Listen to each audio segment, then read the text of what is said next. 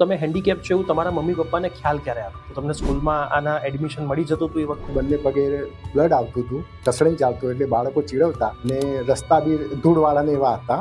એટલે આચાર્યશ્રીએ કહ્યું કે ભાઈ તમને એડમિશન નહીં આપીએ. તો ધોરણ 10માં તમારા પર્સન્ટેજ કેટલા? 1976 મારે % હતા ને એ વખતે એડમિશન માટે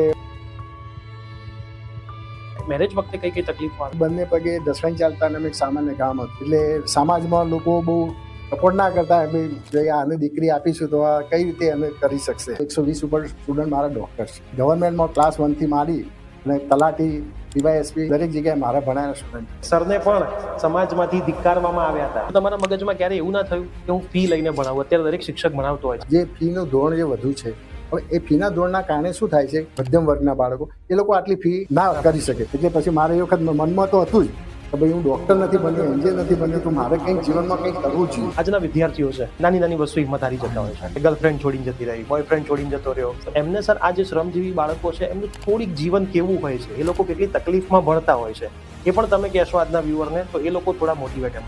When there is will, there is way. મન હોય તો માળવે જવાય. સિદ્ધિ તેને જઈ વરે જે પરસેવે. હા.